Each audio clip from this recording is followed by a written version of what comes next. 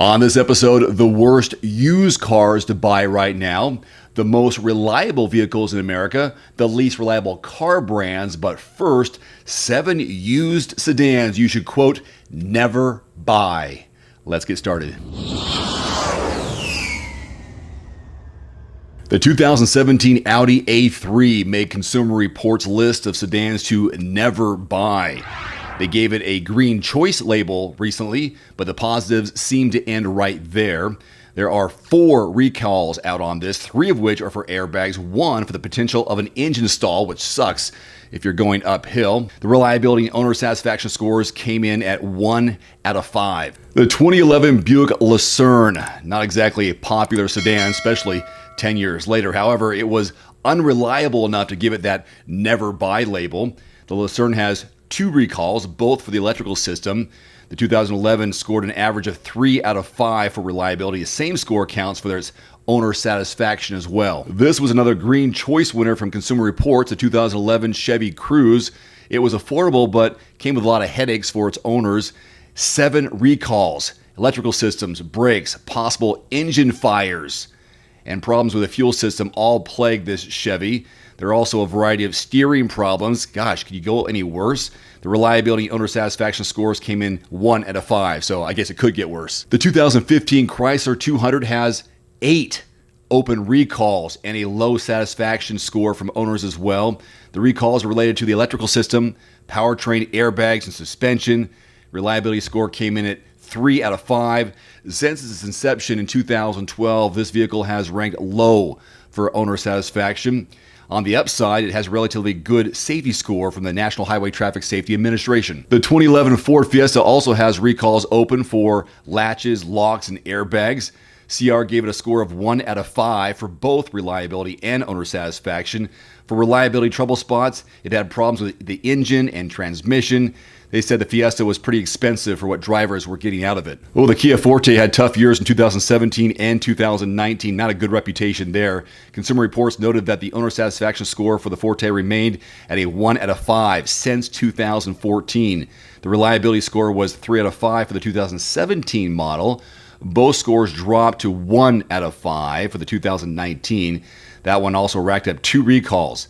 The Insurance Institute for Highway Safety gave the Forte good safety scores, though. This one will make you scratch your head. Consumer Reports suggests avoiding the 2016 Mercedes-Benz C-Class sedan. It's considered a luxury sedan, but still pretty expensive. Unfortunately, it has 11 recalls. For such a new car, there are a lot of safety issues with this one. The first one is for the adhesive bounding the front panel, which could detach and fly off the vehicle. Owners reported problems with the emergency call system, the steering wheel, and airbags. Quote, a car that cannot be properly steered has an increased risk of a crash, unquote. That's an obvious statement. Problems with the engine, electronics, and visibility are also noted on the recalls. Consumer Reports gave it a 4 out of 5 for reliability, though. That's a good thing. It also scored 2 out of 5 for owner satisfaction. So to sum up, if you can avoid these used cars and sedans, Consumer Reports would say that's a smart choice. There are better deals out there that will pose fewer problems down the line for you, the buyer. This just in, my friends, used car prices are on the rise again, nearly 30%. Got the study that came in through the old email today. Used car prices rose slightly in November as this microchip shortage continues to impact the market. According to iSeeCars.com's latest analysis of nearly 2 million used car sales in November, used car prices increased 27.9%, or $6,939 compared to the same period the previous year. So November to November. This comes after a 24.9% increase in October. So here are the top 10 cars with the greatest price increases year over year, according to their study. We'll start with number 10 here. Lincoln Navigator. The percent price change from November last year to this year, 38.3%. It gets worse from here. $66,726 is the average used cars price for November right now. That's a price change of $18,000 from last year. Holy crap. Next up at number 9, Kia Soul. It is 39% more than it was last year. $18,000 for an average used car price now. That's over $5,000 change. The average used car price for a Toyota Corolla at number 8 is $20,000 this November compared to last November, which was about $5,700 cheaper. That's a 39.5% price change from November to November. And then your Prius is at number 7. The average price right now, $24,000. That's nearly $7,000 more than last year. So you're looking at a 40% increase. Also a 40% increase in a mini hardtop 2-door. Right now you can get one of those for $25,000, an increase of $7,000. At number 5, Kia Rio, 42% change. And now one of those are $16,000. That's up $4,800. Kia Forte, the average used car price right now is $18,000, up 42% from last November. Now your top 3, Chevy Spark. These are economical, of course. $15,672 is the average used cars price for a Chevy Spark. That's an increase of 50% from last November. Mitsubishi Mirage, not your most sexiest of cars. $14,400, 52.3% increase from last November. And the number 1 used vehicle with the greatest price increase year over year, according to the study, is a Nissan Leaf. The average used car price right now, $21,524. Percentage price change from November last year, 64% more. Crazy. Again, I'll have a link to the study below this video. That study also includes the best used cars to buy right now, vehicles with the smallest price differences. Also, average used car prices increased by metro area, so you can get real specific on where you live to see the average used car price increases. So, recapping here, some of the key findings or takeaways from this study. Used car prices in November increased 27.9%, nearly $7,000 year over year, which is up from the 24.9% in October.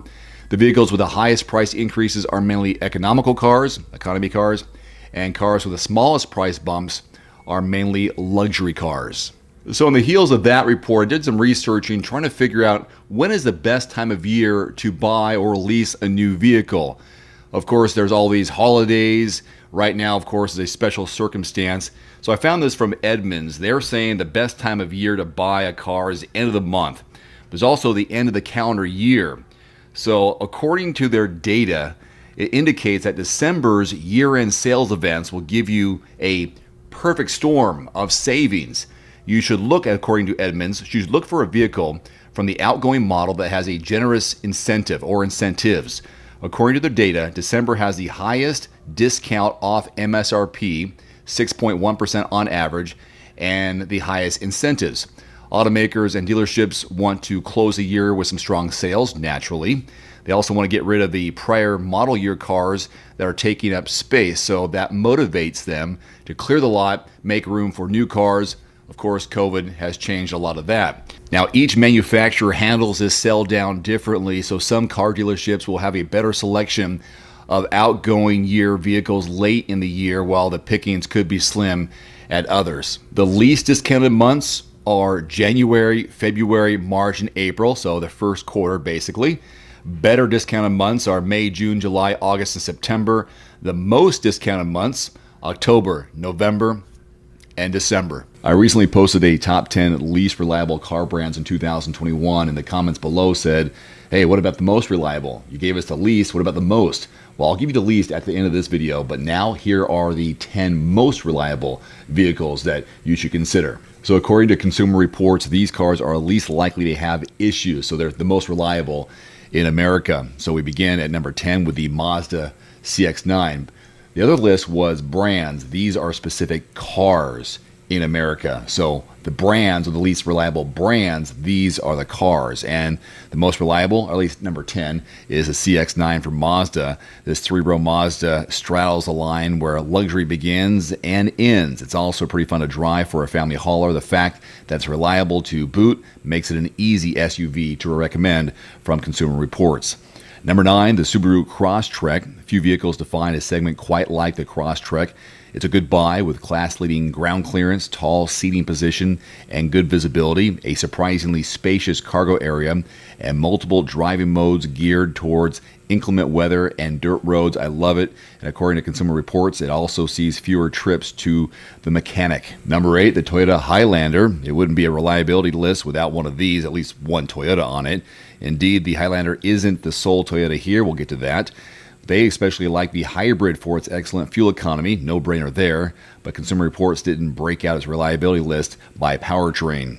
At number 7, the Honda Insight. They say it's quite handsome, comfortable, and affordable for a hybrid sedan. It's also safe, and according to Consumer Reports data, reliable. At number 6, the Mazda MX-5 Miata. No brainer here. This is a fun vehicle to drive. It's an incredibly engaging roadster, at least when equipped with a manual transmission. So that's why it's on the list. The number 5 most reliable car in America, according to Consumer Reports, is the Cadillac XT5.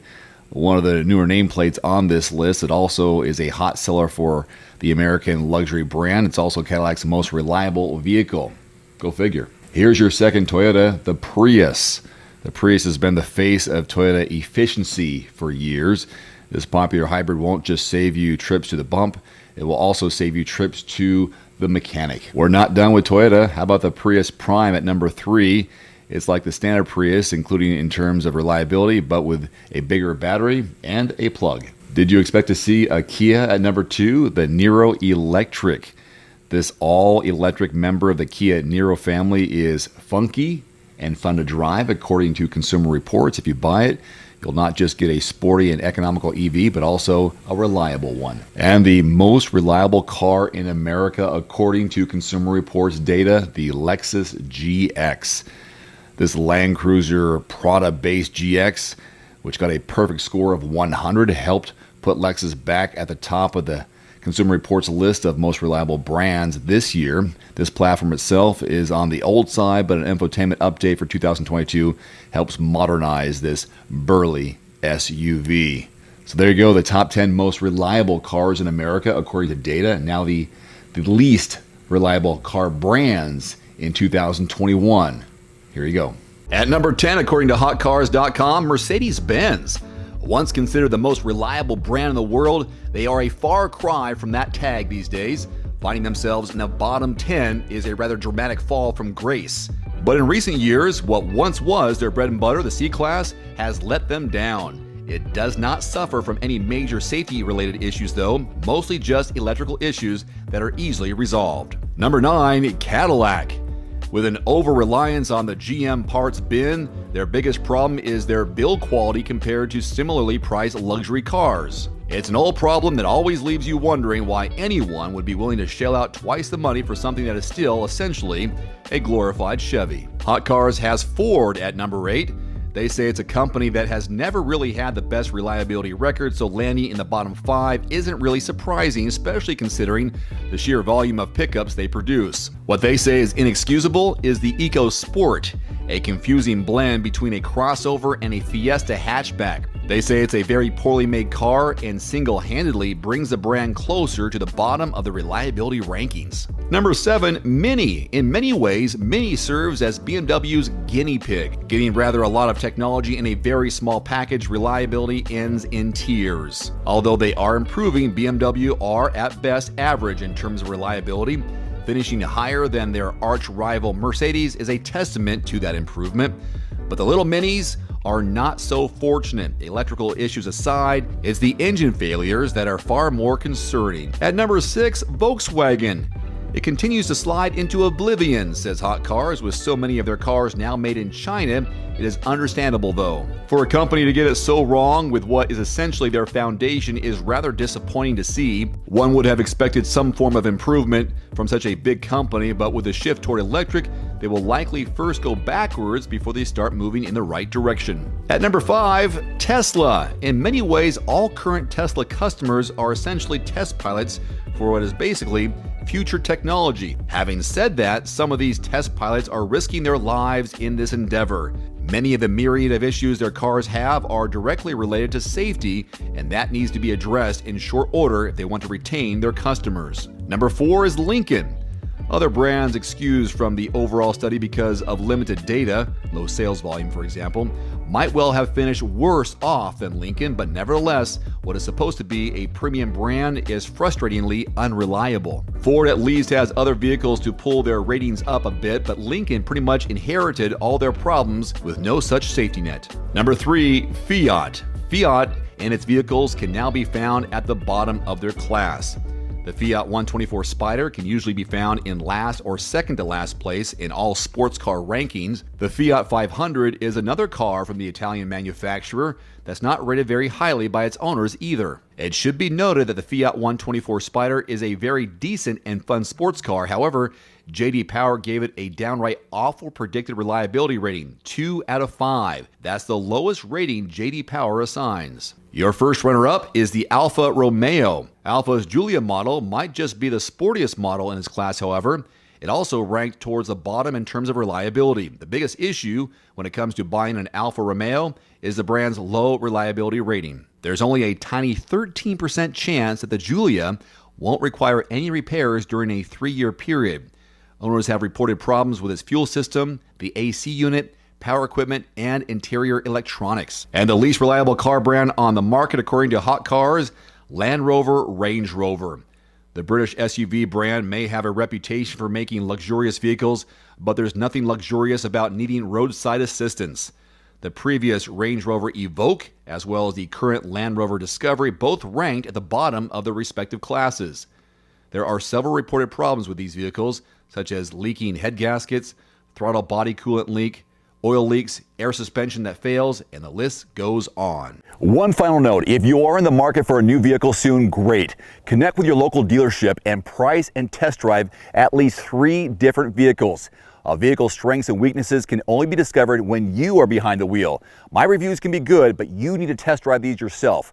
Visit quotes.everymandriver.com, select the make, model, and your zip code, and you'll get invoice pricing in your area on those vehicles. Shop smarter with price quotes at quotes.everymandriver.com. Thanks for watching. Please click subscribe and give us a thumbs up. See you next time. Hey, I want to let you know about a new feature on everymandriver.com. It's a car payment calculator you can use anytime when you're trying to figure out what your potential loan amount is and the monthly payment figure. So what you do is you type in the vehicle price, your down payment, trade-in figure, sales tax, interest rate, and the term of the loan. Click calculate, and then you'll figure out the loan amount and the monthly payment. It's a free tool now available on everymandriver.com.